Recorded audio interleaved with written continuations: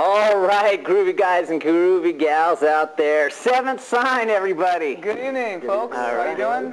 They've taken a break out of their tight and very vigorous recording sessions, which are going on as we speak. That's true. We're right in the midst of recording the new album.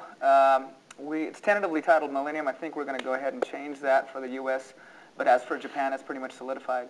Oh. So the Japanese release will be different. So for the diehard collectors out there, you have to get both copies. That's correct. Is there going to be a bonus track on the Japanese release? Probably not. We're going to try to keep it all pretty even this time. Okay. Well, before we talk more about the album, let's go around the clock here and introduce everybody so they know who you are. Sure. My name is Greg Anaya, vocals. I'm Tom Michaels, bass. Dan Rivera, guitar playing fool. Richard Nance, I play drums. All right, and collectively they are known as SevenThsign. All right. Hey, how'd you get that name, SevenThsign? Actually, I'll let Dan go ahead and start on that one. Shoot, man, I don't know, really. There's one of my favorite bands has a song called SevenThsign, and I was listening to it and thinking about the world and everything, and talks about everything from the beginning to the end, and it's good. It's just... Wait, who's that? Queensryche? No, actually, it's a cheese band out of Europe called Europe, actually. Oh yeah, John Norm. John Norm, yeah, exactly. And it's cool, and I don't know, it just made me think about the whole thing. Actually, it's something that we felt just epitomized the area of time that we're living in right now as human beings, and you know, it's a word that you could say 300 years ago, and it would evoke the same kind of feelings as it does today. So we thought that, you know, we could incorporate it into our music and, you know, make people more aware of how we should be, I guess, living at this point in time. Yeah, there is a majestic sound to the music that you could place 300 years ago or whatever.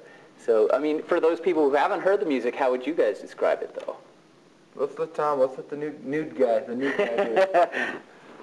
Well, I don't know, I'd say there's some metal and some rock in it. I think it's pretty modern. It's progressive. I really like jamming with these guys. They're all excellent musicians. I think it really adds a lot. Everybody adds their own. Ching. Brownie points. I'm the new guy. I have to say stuff like that. He's the yes man. But he's kicking butt, though. If you ever seen these guys live, definitely do it because they kick butt, and he's the best bass player they've had to date. Thank you very much. They've gone through some great ones. Thank you. All right, and hopefully you hang out with him and ride it through, ride the wave. We got his left leg handcuffed to the van, so to the bass rig. He's gonna have to stay with us. Cool. So what are you trying to say in the lyrics of the? Do you do all the lyrics, Greg? Yeah. Okay. And what's the message in the lyrics? What are you trying to convey? Actually, with the new album coming out now, we've been talking about the different things that have been going on.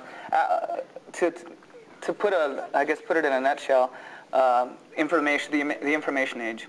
We're living in an age right now. We have access to the internet, all these different forms of getting information and obtaining it, and we're all just trying to make it through life and do it in some sort of a positive way. And you know, it actually can't be rounded out to one specific thing because we try to cover, you know, every array of emotion that's felt throughout life. So, matter of fact, there's even a song on there called "Emotion Array" that tries to pay attention to that fact. And that's on the new recording. Yeah, that's basically I guess we could cover the old recordings, but we're trying to get rid of that. Maybe we should bring the people up to date for the ignorant rockers out there that haven't seen these guys or heard these guys.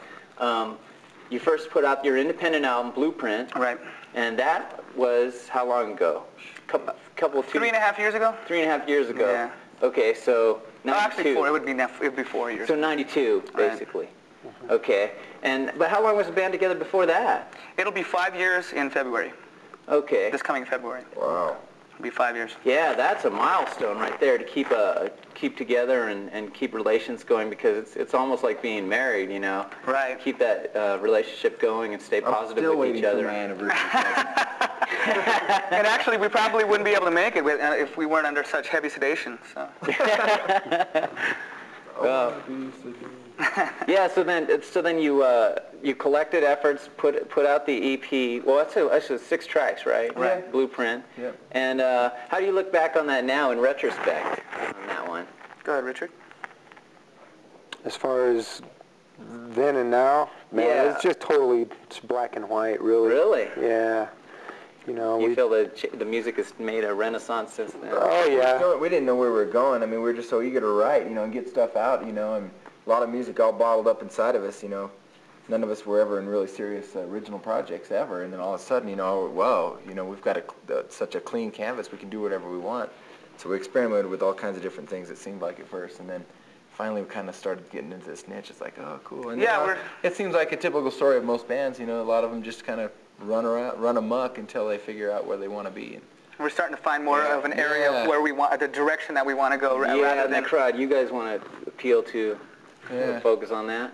That's ever changing. I think we've realized that in the last, since we're tracking this new album, it's maintaining modern, sound as well as, Would you say, where our hearts came from to begin with, Yeah, would you say the energy is still fresh between the chemistry of the band? Well, as you it know ever what? was? I'll tell you Even what. more so now. Even more Yeah. so since we got this guy on my left here. Since he got in the band, I think I feel more like I'm in a well-balanced band than I've ever been in. So. It's really cool. It's exciting, man. his expertise on the bass has added so much to the band. I mean, for where we didn't have melodies between the bass and the guitar before, it's predominant now. They're doing riffs together and all kinds of stuff, and it's really coming out. When he really first started playing with us, it kind of surprised us because it was too tight and it sounded almost vacuum. To play notes and stop, and there was all this space in between all the notes, and we thought, oh, that's weird, it's wrong, we're doing it wrong. But then we started listening to it, it's like, man, it was just tight. It was dead on, and it was amazing. The playing has gotten a lot more concise and has a more of aggressive edge on it. So we're pretty much happy with that, because that, like I said, that's the direction we're starting to go into, that we found that we all like and are headed that way. What are some of your guys' influences that you draw from? It initially got you into music and got you wanting to do music for your career. Do you want to go first, Tom? Well, it's kind of, as far as this band goes, it's kind of hard to say with my influences, because I like all different kinds of music, everything from jazz. I used to be into death metal a lot, You were in a Christian band too. Yeah, I played in a Death Christian band for a while. band, man. There's a contrast for you right there. Flip that pancake right over. Yeah, I heard Marilyn Manson was in a Christian death metal band or something like that before. Who is she? Exactly. No, I'm sorry. She's that girl that hangs out with Molly Hatchet. and Leonard Skinner. Yeah, they're dating Leonard Skinner. Oh, man. Influence as for me, influences my favorite singer is a guy called Glenn. His name is Glenn Hughes. He used to be a bass player for Deep Purple, and then he moved on to vocals from that point. And I really like his style a lot. He's been a major influence in the direction of my vocals, of which way I want him to go. All right. So, Richard. How about you, Rich? Oh, man. Too many to list. I like different people for different things. I have favorite guitarists, or I have favorite bass player type stuff, favorite drum type stuff. Yeah. Favorite, jazz band, favorite progressive band stuff. Just really, I listen. I go check out all kinds of bands around town and stuff too. Yeah, you're always out there, man. I don't go out that often, but every single dang time I go out, man, this guy is there. I know. Everybody's telling us that. They're just sick of seeing him out. They're wondering if he has a home. He actually has clones made of himself with the same biker hat on, so that way he's That's right. He's got clones in multiple. All you bands out there, man, let me know. If you guys are playing, man, just let me know. I'll go check you out. He'll send one of the clones in. Yeah, that's right. You're a major music fan. Don't bother. I like all kinds of stuff, man. Just, whatever's good, if they play it from their heart, and if they believe in what they're doing, then I respect that. Yeah, and it comes across usually when you're watching a band, if they're into it, they believe in it. Then it, and if he doesn't, he's a really good actor, and it'll come across that way. Do you think that's what happened at the end of the 80s when the metal bands started duplicating themselves and they weren't really true to what they were wanting to do? They were just copying what was popular. Do you think that's what ended? In a way, I think that's part of the end of that scene, and then they gave it a new name and moved on to grunge and now alternative, and it's they're waiting for a new tag on it or whatever. But there's still the same bands out there like Soundgarden and Stone Temple. you know, would fit the same category as the bands that were popular in the 80s, really. Yeah. How do you think, what do you guys view the turning of music? You know, it was interesting because on that MTV thing that they had with, you know, the death of the 80s metal bands or whatever, they kind of said the same thing to where, you know, that everybody was just mimicking themselves so much, so refined. You know, it's like if you have you know, two purebred dogs, you know, you can only breed them so many times, start getting all these mutant things, or it just starts, you know, I'm just saying, the whole gene pool starts falling apart, you know. A 9-nippled hussy. So, you know, it just gets so stale, and nobody really knows what their true identity was because they're not even portraying it, you know, the way it was. But I don't know. It's interesting. Yeah, I got to the point too where I see why it evolved into such depressing rock nowadays is because it was turning into nothing. There was no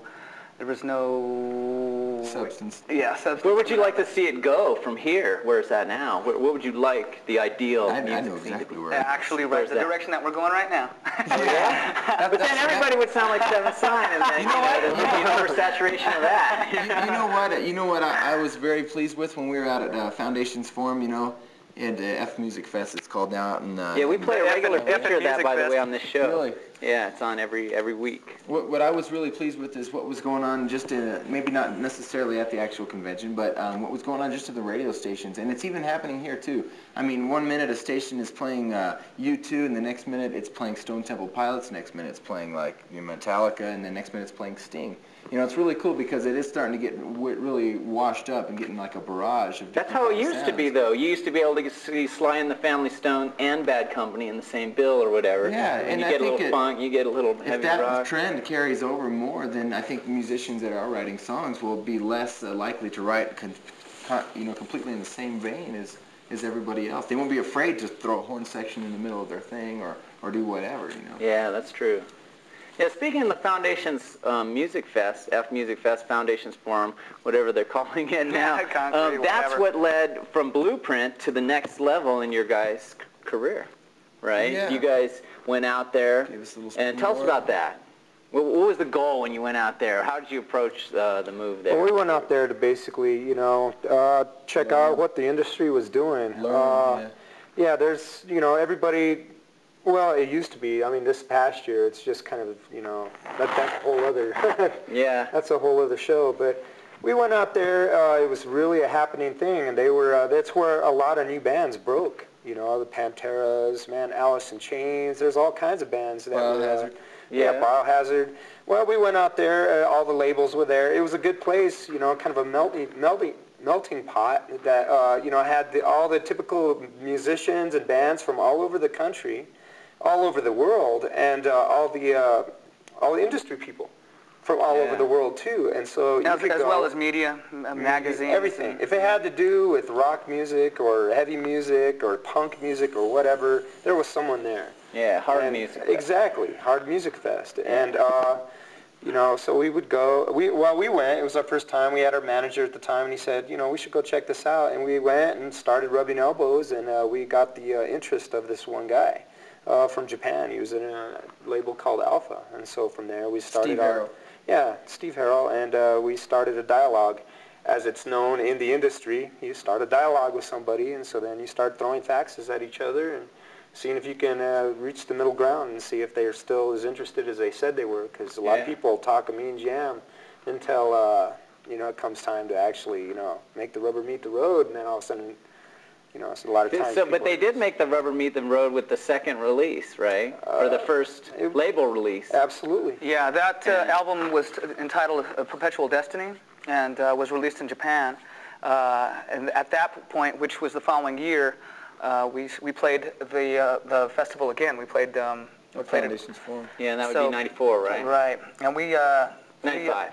Was it 95? Yes. Yeah, 95. A lot of heavy bands that year, man. We were like you were the alternative to the sounds of the other bands. I want to say the most melodic, but I don't want to sound cocky when I say that. I just, you know, more melody in the music and stuff. And I mean, we were playing with Propane and Paw and Testament, and you know, I mean, we were playing on the same stage as those bands and everything. So. Yeah, like Motorhead was that biggest thing there. Yeah. Whereas before they always had melodic rock bands. Yeah, all the other year years. before was stuff like, you know, Dream Theater, you know, and those kinds of bands, which would have probably fit in a little Malmsteen, Bruce more. Dickinson was the year before. But yeah, that's right. That was killer show too. Awesome. Best I've ever heard him sound. Gido-Blaster and the Habitual Offenderz.